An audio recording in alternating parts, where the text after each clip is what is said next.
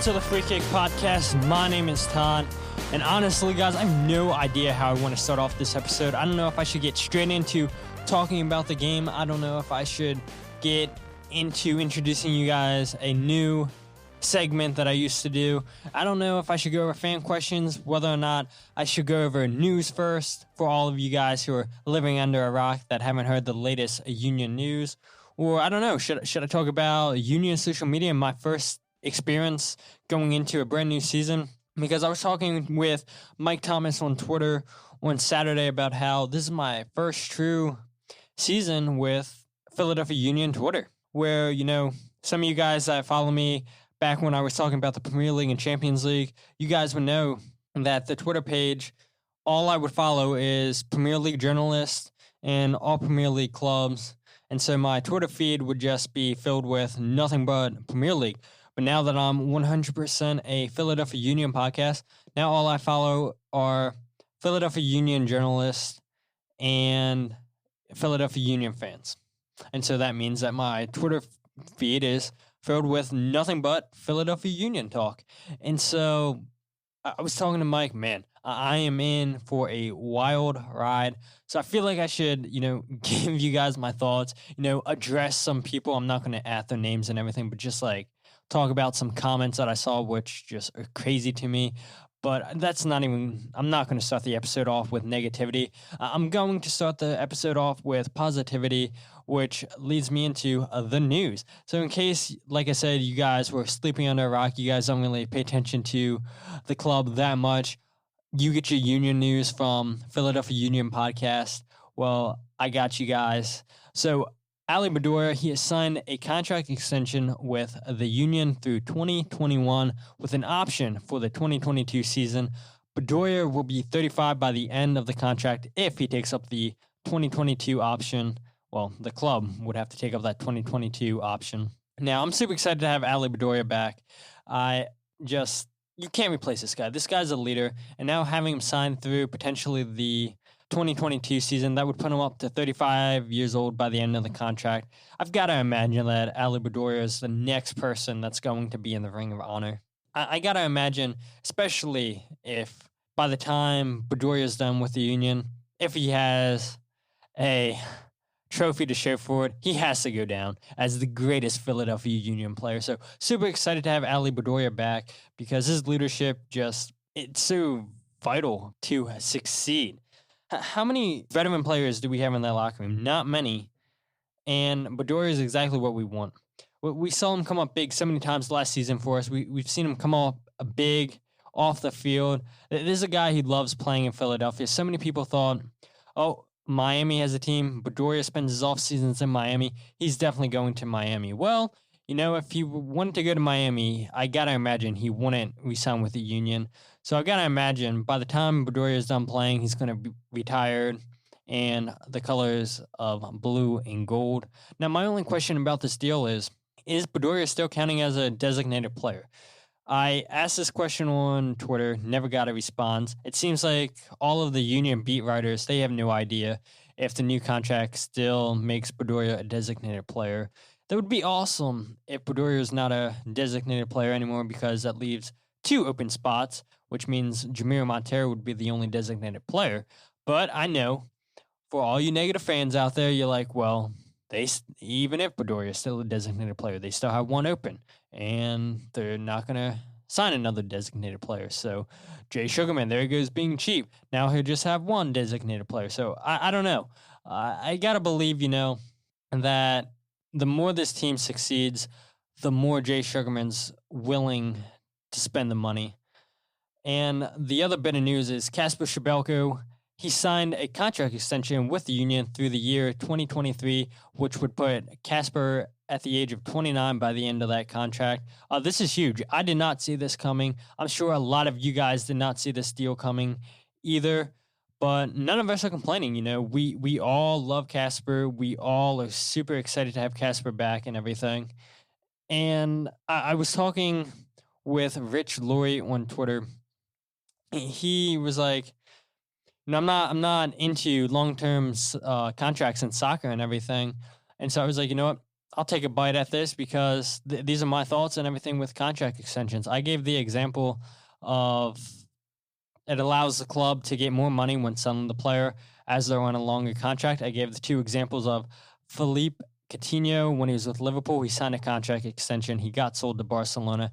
And then Liverpool, they signed VVD from Southampton, where he recently signed a new 5-year deal with Southampton in the summer. But, it didn't matter. Liverpool wanted their guys, so they were willing to pay that extra bit of money. And so I'm sure Southampton, they were happy getting the amount of money that Liverpool offered. And so it's like, okay, well, if Kacper sees out that whole contract, that's great. Because I know just from following this game for forever, it seems like players rarely see out that full deal that they sign.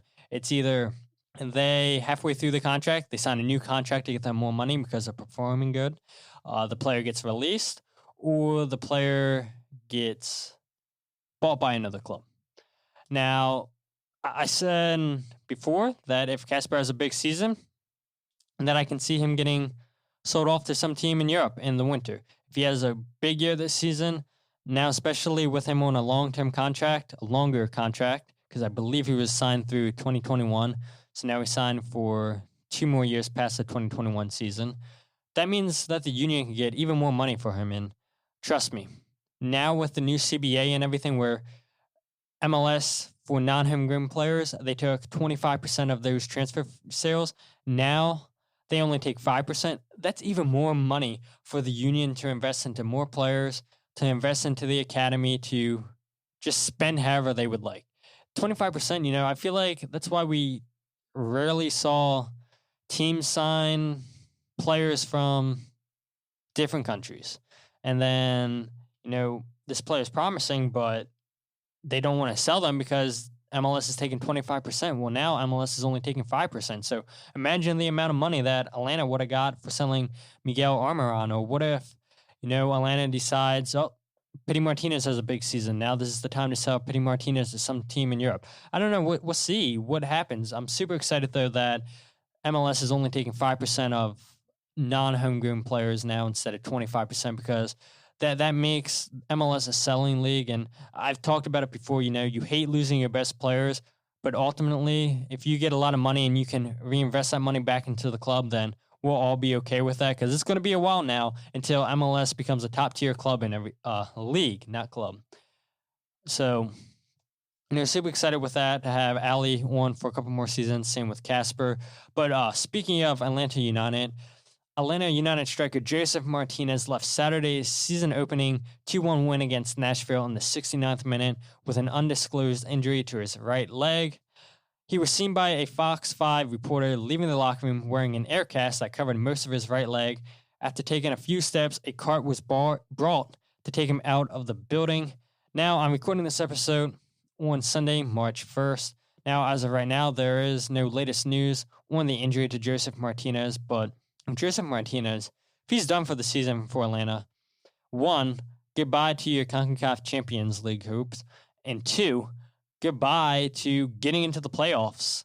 And maybe the East is that week where even without Josef Martinez, Atlanta still gets into the playoffs. But let's not beat around the bush. I mean, yeah, they still have Ezekiel Barkle. They still have Pity Martinez, 2 good players. They spend a lot of money on these 2 guys, but Josef Martinez, he's the best player on Atlanta. He's arguably the best player in MLS. And if he's done for the rest of the season or even half of the season, how do Atlanta replace him? I have no clue. I don't know who their backup striker is. And honestly, you can't replace Josef Martinez. So that's great for all of us that aren't fans of Atlanta United, but that has to suck for Atlanta United to lose their best player for potentially the rest of the season where, maybe he, like I said, with MLS only taking 5% of the transfer fees from when clubs sell non-homegrown players. Maybe Josef Martinez finally makes that move back over to Europe, and if he had a big season, but I don't know. He could miss the rest of the season, so huge blow for Atlanta. And the last, in case you missed it, on Thursday, Real Salt Lake have signed New Jersey native and ex-Italy striker Gypsy Rossi to a contract. Rossi, he last played in 2018 for Italian side Genoa. Now, this is a guy He's been rumored to come to MLS for so many years. This is a guy who's struggled with injuries. He was in the Manchester United Academy. He played for Villarreal over in La Liga, where he had the most success in his career, scoring over 50 goals. There's a guy who, turned down playing for the United States national team. There's a guy who chose to play for Italy instead. A guy who I said is from New Jersey. So a lot of American fans have strong hatred for Rossi because he turned down the United States for Italy, which, granted, when he was playing in the national team, you can't say that he made the wrong choice, because if you have the chance to play for the Italian national team, I mean, we all know they're a powerhouse and everything, but, we finally get to see Rossi in MLS.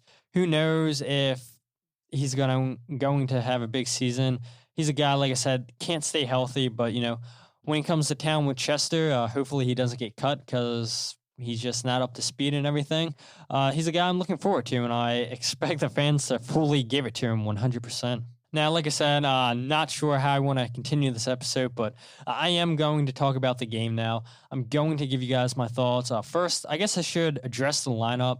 And I'm not trying to sound cocky or anything, but I told you guys how the Union were going to line up. I got the lineup 100% correct on the last podcast, and so many people were surprised by that. I mean, it just made sense to me. I mean, we knew Kai Wagner was hurt, and Jim Curtin came out and said, yeah, he's going to miss this game and possibly the LAFC game as well with that calf injury. So I was like, well, that's an easy one right there. And I knew Jack Elliott missed some time in preseason due to being in England to obtain his green card. So that meant that Glesnes got this chance with Mark McKenzie throughout the preseason. From what we heard and saw, Glesnes was impressing. So it just made sense to start him. And then starting Warren Creval over Matej Orvavits and El Brujo, I thought that was pretty self-explanatory too, because Dallas is a fast team. These are guys that are going to press the Union. These are guys that are going to go full force against the Union. So it didn't make sense to start one of the new guys that haven't played in the league before, especially in a position where you're looking for defensive coverage. So Warren, I knew, was going to give us anywhere between 60 to 65 minutes and everything. I knew that he was going to be bad in the transition when we were looking to counterattack, but for the most part, he did really well protecting the back line. And I'll just go ahead and give, kind of my thoughts of good and bad. And I'm not really sure why Glesnes backed off of Cobra to allow him to shoot from outside the box, outside of the 18. I thought Andre was poor, and maybe he didn't see the ball when Andrazik shot it. Maybe Glesnes blocked his sight. I don't know. I think Andre Blake should have reacted better. I thought he should have got a better look on the ball, because these are mistakes, that the Union can't have. They were lucky last season with the firepower they had in the attack, and it made up for, the poor results that we saw from Andre Blake. And Andre was pretty poor, again, with distribution. I said when I did my predictions that that's something I'm concerned about. Andre is not the best person at distributing the ball, and we saw him kick the ball out of bounds. How many times we saw him not get the ball to a Union defender in time? Yeah, it just wasn't impressing watching Andre distribute the ball. But at the same time, Andre Blake came up huge in the 18th to 17th minute, something like that, against Michael Barrios, when Andre saved his near post and everything. I thought that was going to go in, honestly. If that was Andre Blake last season, that probably would have went in. For the most part, Andre Blake seemed like he was more confident than he was last season. It looked like it was kind of windy in Dallas, and so I'm sure, Andre could have struggled more than what he did with the wind and everything, but, he punched the ball pretty confidently. I know we probably would have wanted Andre to catch the ball instead of punching it, but when he was punching it, he wasn't punching it into dangerous areas. He was punching it away, so I was fine with Andre Blake doing that. I thought, honestly, it was poor tracking by the midfield for Dallas' second goal, scored by Paxton Pomykal. He was just able to dribble in the box and beat Ray and Andre too easy, in my opinion. It looked like that was supposed to be Bedoya's guy, but he was just too tired to track back. And when you bring in a young player in Paxton Pomykal, who I know is coming back from injury and everything. A young Paxton Pomykal injured is still going to be faster than Ali Bedoya going 90-plus minutes. And it's unfortunate that they gave up that second goal and everything. I don't think we deserve to be down 2 goals. I think 1-0 would have looked better on paper. But it is what it is, and I'm just going to play you guys Jim Curtin's thoughts in case you guys didn't hear them after the game, and then I'll continue to go after what I thought was good and bad. So here's Jim Curtin after the game. Yeah, look, it was, your typical preseason game where probably both teams weren't at their sharpest. Having said that, being on the road and, we had 15 shots. You needed more to hit the target. We were a little bit off in the final third, I thought, all night. I think the back four was pretty organized. Andre made a couple key saves to keep you in the game, which you always need on the road. Warren Craval did a great job breaking up plays. And we just kind of were a little bit off with our final pass, our movement. A lot of times, dribbling when we should shoot and then having opportunities to dribble in the box at guys and maybe passing too early. So a little bit of a lack of cohesion there in the attack. But at the same time, the guys fought very hard.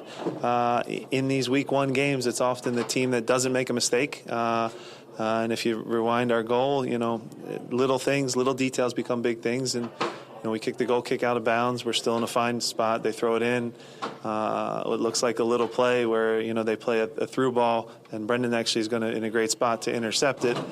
It goes underneath his cleat, and now all of a sudden, instead of us going on a transition the other way, it turns into their goal. So we'll learn from it. Small margins, still a couple good things and positives from the performance, but certainly some things we need to clean up as we go forward to LA. Yeah, nobody's denying that there was more bad than good, because, there was definitely good. Ray Gaddis and Matt Rial, I thought they did a really good job to contain Fafa Pico and Michael Barrios when they were attacking down the flanks. I know occasionally Barrios and Fafa linked out well and everything, and they had a couple of threatening attacks. Jesus Ferreira had a good chance from Michael Barrios, and fortunately for us, he fluffed his shot, Jesus that was. But, for the most part, I thought Rial and Gaddis did a good job. Ray Gaddis, he didn't give us anything offensively. I know he had 3 shots this game and everything, and Rial seemed like he was more threatening going forward on the left side of the field than Ray Gaddis was, and wasn't that the story last season? Isn't that the reason people want to see Mbaizo ahead of Ray Gaddis? Isn't that why people want to see a new right back in? Because Ray Gaddis isn't that great going forward. He's decent defensively. He's solid defensively, but going forward, the way that the Union want to play with the left back and the right back, they both lack it. Well, Gaddis lacks it, and I guess Matt Rial, he isn't Kai Wagner, but he's better going forward than Ray Gaddis is. And, Rial had Reggie Cannon, Barrios going at him. He had, one play where Santos went through and everything. The Union were lucky in the 50th minute where Santos shot near post and everything, and luckily he missed just wide and everything. And that could have been on Matt Rial for allowing him to slip through and everything. But we saw so many times where Barrios and Cannon would just overload that left side of the field. And I thought Matt Rial did good. I thought Juan Corral helped cover for him. I thought Mark McKenzie covered for him well too. I think, defensively, we were pretty solid, even though we gave up 2 goals. Like I said, Warren, good defensively, but it was bad in the transition and everything. And that's something, the complete opposite with Harris. Bad defensively, good in the transition and everything. And, we're hoping with Matai Orvats that he can be the guy to do both and everything. And I know so many people, like I said, were so mad with this lineup, not seeing Matai in the starting 11, let alone the starting 18. People were mad not seeing El Brujo, but like I said, it's pretty obvious. These guys are new to the league. Dallas, and especially away from Subaru Park, they're going to come at you and everything. So you want to be more defensive on the road as opposed to, taking all those chances like you do at home. So I don't have a problem with Warren starting. And honestly, if I had to put money on it against LAFC, I think Warren's going to start again. And I think maybe the only the difference you'll see against LAFC next Sunday is Jack Elliott in for Glesnes. I don't know. And I know a couple of the questions that people ask on social media are about the formation and everything, so I won't talk about formation and lineups and anything like that anymore until I get to the questions. But yeah, that's probably the two changes I'll see against LAFC, or the one change, I should say. The only good chances I think the Union had were in the 69th and the 70th minute. In the 69th minute, the Union, they won on a counterattack. Barrios is chasing Sergio down the left flank. Sergio tries to square the ball to Jamiro instead of shooting it himself. Well, the Union, they got a corner from that play. Jamiro plays it short to Elsinho. Elsinho, he gave it back to Jamiro. Jamiro sends in a low pass to Kacper, who does well to trap the ball. He's able to turn, which is great on Kacper, and then he shoots towards the near post, and it goes just wide. That corner kick was the only good corner play that we had the whole night, because, like last season, Union were so poor on corners, and so that was a good play that the Union, I'm going to assume, worked on in training and everything, and it nearly paid off. And I know nearly doesn't count for anything, but those two chances where Sergio was going down and try to square the ball to Jamiro, and then Kacper having that chance, that's the only two chances that I thought were really good for the Union. I thought maybe Sergio should have shot at the goalie, and even if the goalie would have saved it, you never know. If you hit the ball with power and everything, the goalie punches it away, maybe the ball would have fell straight to Jamiro and he's able to get a tap in. But can't dwell on it. Sergio did what he did and everything, and we weren't able to score and everything, and maybe that's a little bit concerning that we lack creativity in the middle. I know Brendan and Jamiro, they switched off a couple times from the 10 and the 8, and Jamiro just could not get on the ball. And that's why you saw Jamiro try to go into the 10 to get on the ball. But, even when Jamiro was doing that, he didn't look his best and everything. And no, it's not time to worry and everything. And I'll address social media a little bit for all those people calling out Jim Curtin, for calling out all this team's done for and everything. I just think, it's one game. It's not time to panic and everything. I thought there was a couple players that lacked a good first touch. I know Sergio's first touch let him down a couple times. I know Brendan's first touch, let him down a couple times where he kind of forced the ball when, if he would have taken a better touch, he could have opened up space for him. I thought Brendan did well, though, with confidence. Last season when Brendan had an opportunity to shoot, so many times he would look for that layoff pass. But he did well with his chance in the first half where he opened up his body and everything, created space for him, and missed just wide and everything. I mean, hopefully we see more of that coming from Brendan and everything. But other than that, I thought it was a quiet game from Brendan, and he's a young kid. He's going to learn and everything. And maybe that's why people were like, yeah, we needed a veteran number 10 because Brendan's still learning and everything. And maybe if that was a veteran number 10, maybe they would have scored it. And a lot of people are saying we need a striker too, because look, Kacper and Sergio, they went quiet in this game. I get it. But like I said, it's the first game of the season. I was a little bit confused on why Jim Curtin brought on Jack Elliott as the extra striker in the 90th minute. I get it. Jack's a tall body and everything. He creates problems for the opposition when you loft the ball up top and everything, and you're hoping that he can win a header and play it down to Kacper, Sergio, Jamiro, somebody to get a foot on it. But, as soon as Jack came on, it seemed like FC Dallas scored. And Elsinho was invisible. That was a little bit disappointing. We saw last season, near the end of the season, when Elsinho would come on, he would go missing and everything. So hopefully, it's just one of those things where it's just one bad game. Elsinho is going to be more good than he was bad and everything. And we'll see. And like I said, social media, I just can't believe this. And I was debating whether or not to bring this up, but I'm going to do it anyway. I listen to Baltimore Sports Talk all the time, and there's just a lot of dumb people that call in with dumb ideas. I see dumb Baltimore fans all the time on social media saying stupid stuff like fire John Harbaugh, who's a decent coach for the Ravens. And I'm sure a lot of you Eagles fans out there, you enjoy John Harbaugh as your special teams coach and everything. I know when Buck Showalter was the manager of the Orioles, people were like, oh, get Buck out of here. He's a terrible manager. Well, now he's gone and everything, but you just see so many dumb hot takes from people. You see so many people in Baltimore blame the referees for everything, and maybe that's sports fans in general, but like just seeing Union Twitter last time for the first time, really, I'm like, man, you guys remind me a lot of Baltimore fans, and hopefully you guys don't get too offended by that. Hopefully you guys aren't like, oh, don't listen to the Free Kick podcast anymore because Todd just called us Baltimore fans, even though we're from Philly. So, I mean, I'm just saying, I mean, that's what you guys remind me of, complaining, whining Baltimore fans. It's like they lost their first game. Okay, it's the first game of the season. Honestly, I'm not surprised the Union lost. I know I went with my heart and said a 2-2 draw and everything. At least I got the 2 right. Unfortunately, it was for Dallas. But it's like, why are you guys saying, I'm not following this team? It's the same old Union like it is every single year. Nothing changes. Jim Curtin doesn't know what he was doing. Jim Curtin out. This team shows no effort, no hype.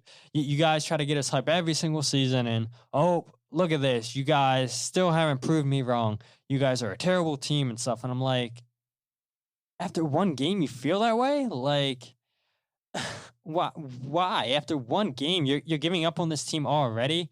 It's like, okay, last season happened and everything. We don't need to bring up last season anymore because, you know, it's in the past and everything, and that's just what we need to build off of is last season. But after one game, you guys are really saying all this stuff. It's like my mind is really, really blown from seeing that on Union social media, on Facebook, on Twitter, and not so much on Instagram. It's just people have some dumb takes, and I can't tell if you guys are trolling. I can't tell if you guys are for real.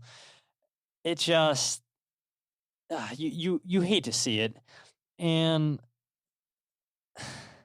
I really, you know, you people that are calling for Jim Curtin now, you guys that are saying the team's terrible and everything, and you're entitled to your opinion. But all I'm saying is, you know, once this team proves you guys wrong, I don't want to see you guys be the first people celebrating this team saying, oh, I knew it. I was just kidding. I knew this team was going to be good all along. In Ernst, we trust. No, like that's not how this works and everything. Like I said, you're entitled to your opinion, but your opinion is pretty stupid, in my opinion. So, I mean, I guess we can all have opinions and everything, right? But you guys on Union Twitter specifically, you guys are a wild bunch, and I am ready, I think, for this wild ride of paying attention to Union Twitter. So here's to the rest of the season. But I want to introduce to you guys a new segment, or if you've been following the podcast since I started this 2.5 years ago, you guys will remember the fan favorite segment called Blunder of the Week. It is back. I know all the guests that I had on that I introduced to them, Blunder of the Week, they all had a blast doing this. And maybe you're asking yourself right now, well, what is a blunder? Well, here you go. I'll give you guys the definition. It's to make a mistake through stupidity, ignorance, or carelessness. Now, the Blunder of the Week can be, you know, anything that's related to soccer. You know, before I said, oh, it has to be something that happened in a soccer game. But then later on, I was like, you know what? It can be anything you can think of. Because when I was doing the podcast with Tyler, there was just too many times that we would both choose the same blunder of the week from the game. So I was like, you know what, Tyler? It could be anything. It doesn't have to be from the same league. As long as you can tie it in with soccer, it's good to go. So my blunder of the week is going to go to DC United defenders against Colorado Rapids. Now, you might be saying, why is that? Well, that's easy. The DC United defense, they allowed the Rapids to score the game-winning goal in extra time. Russell Canals, he couldn't clear the ball out of his own box. The ball is bouncing off of Colorado players and the DC United players, which the ball finally falls to Jonathan Lewis as he scores the game winner. And Bill Hamid was caught out of position because he was chasing the ball. So I will play the clip of this and everything for you guys to hear it. And I will retweet the video and everything. And I'll leave the video in the show description in case you guys didn't see this. But nonetheless, here's the video. Rubio. Diego Rubio. Acosta, the flick for Rubio. Canals, that's Mosquito that pinballs off Lewis. This is Lewis. Oh, Jonathan Lewis in stoppage time has given the Rapids a lead and maybe the 3 points. So, I mean, one which is very funny to me is that's the DC United feed. And so just listening to the commentator, one, you can tell that he's just so disappointed. You can hear how he's calling the game regularly. And as soon as Colorado scores, you can just hear all the emotion, the disappointment leave his soul and everything. So one, that was great. And then two, for him to say, oh, it could be the game winner in extra time, like DC United had a chance. Like, come on, man. DC United were playing poor majority of the game. And then that whole tragedy in the back just cost DC United the game. It's like, I get it. You know, you're the DC United play caller, and you don't want to be a homer, but yet that call definitely sounded like a homer because you just tell just how disappointed you were. You thought DC United, you know, they were winning the game, and then they blew the lead, and you're like, okay, well, at least we'll get 1 point out of here, and they just scored. Colorado just scored, and now we still have a chance, but realistically, you didn't have a chance. So, I mean, just for Russell Canals to misclear that ball, like, he couldn't even get it out of his own defensive box. Like, that was such a bad play. And then to watch Bill Hamid and just all the other DC United defenders scrambling around the box to try to block their shot. And then Jonathan Lewis had a wide open goal because Hamid was out of position. I was like, oh man, that is the kind of stuff that the Euro snobs hate on MLS for. Like, oh, see, that's why we won't watch, because that's typical MLS. Nonetheless, if you go ahead and look at what happened over the Premier League with Everton and Manchester United, with David De Gea having a pretty bad blunder, you know, we've seen more than one blunder this season in the Premier League. So it's like, nah, you're not escaping from us, Premier League. You're like, it's soccer, you're professional players, and yes, you're supposed to be as perfect as they come, but professional players still make mistakes. And so whether it's MLS, whether it's the Premier League or any other league in the world, you know, professionals still make mistakes, but this was a pretty bad blunder in my opinion. Now, as we wrap up the show and everything, I'm going to go over a couple questions that I got asked on social media. First, at It's a Deal, Andrew Deal, my buddy, he said, I'd love to hear about any adjustments formation-wise, if any. And the next question, you know, is kind of similar and everything, but I'll still read the next question. So honestly, you know, I don't think there's going to be any adjustments, Andrew. You know, they go pretty much every single game in a 4-4-2 diamond, where this is what Ernst Tanner, the sporting director, wants to go with. You know, he got rid of the players that didn't fit the system. He brought in players in the offseason that would fit this system, that he thinks can succeed in this system. I think, you know, we see them make adjustments from the 4-4-2 to the 4-2-3-1 when El Senior comes onto the field. I know a lot of people are like, well, we have three good center backs in McKenzie, Elliott, and Glesnes. Now let's go 3-5-2. But I can't see us starting a game in the 3-5-2. I can only see us starting in a 4-4-2 unless it's some terrible injury and everything. I know we saw in the game adjustments with Montero and Aronson, like I said, switching off from the 10 and the 8 multiple times. You know, you would see Kacper pressing sometimes, and you would see Sergio press. You would see Brendan pretty much pressing whenever he had the chance to. You would see Jamiro press sometimes. You would see Ali press. So it's like they're not constantly pressing and everything. They're making the adjustments when to press and everything. So to start in a 3-5-2 to start in a 4-2-3-1, no, I can't see that at all. I think it's just going to be a 4-4-2. And the next question was from Philly fan 6771. Is there any chance the Union get a result if they roll out a better lineup? I'd say they roll with a 3-5-2, got almost nothing to lose against LAFC. You're absolutely right. They have nothing to lose against LAFC, and I wouldn't be surprised if the Union start the season going 0-2. And yeah, that would be disappointing, but like I said earlier, I think the only change we'll see next week is Jack Elliott in for Glesnes. I think Warren Carval is still going to start in the number 6. I think, again, being on the road going against an attacking team, Jim's going to want somebody that's playing in MLS for a couple years that can protect the back line. So Warren makes perfect sense. And, you're hoping that Warren doesn't pick up a yellow card and that he's a little bit more fit, that he can give you more than 60, 65 minutes. And now, granted, like I said, Warren's not going to start the counterattack and everything for you, but he'll do a good job defensively. And the Union are going to have to play some good defense if they're to get a result. Even if the Union play 3-5-2, I don't think that they have any better of a chance to get a result if they went from a 3-5-2 or if they started with a 4-4-2 diamond. I mean, this is what Atlanta does. They start 3 center backs and everything, and those 3 center backs take out the opposition's 3 best attackers. So in a sense, Mackenzie Elliott and Glesnes would take on Rossi, Vela, and I'm struggling with the other winger's name for LAFC. And so that means that you're trusting Mackenzie, Glesnes, and Elliott to just go man-to-man on Vela, Rossi, and the other winger. So ideally, that looks good on paper and everything, but do you really trust one of the defenders to go one-on-one with Vela? Most of the times you're going to need to have that number 6, or you're going to have, Jameer or Ali Bedoya help out and give, help to Mackenzie or Elliott or Glesnes. You're not really going to trust those guys in a 1v1 situation against Vela. Vela is one of the best players in MLS, if not the best. We saw him score so many goals last season, and so many times defenders couldn't contain a 1-on-1, let alone a 2-on-1. So, no, I don't think they'll go to a 3-5-2.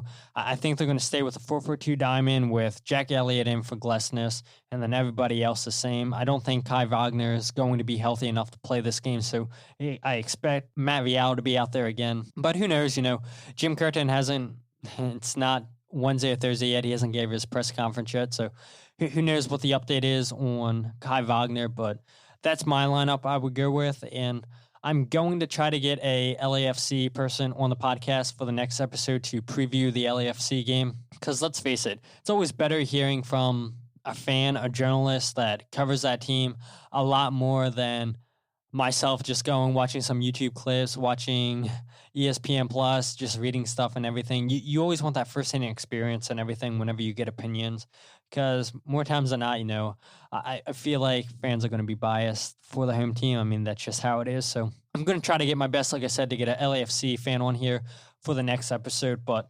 that's pretty much it. And if you guys aren't following the podcast on social media, you can follow the podcast on Twitter, Facebook, Instagram at FreeKickPod. You can check out the website, thefreekickpodcast.com, where you can learn a little bit more about myself. You can learn how the podcast got started. You can find all the latest podcast episodes there. And that's pretty much it, Here's the hoping that, we can get a good preview against LAFC and hope that next weekend's going to be good. I hope you guys have a good weekend and everything, and that we can get good news on Kai Wagner. And that's pretty much it, because with that said, my name is Todd, and this is the Free Kick Podcast.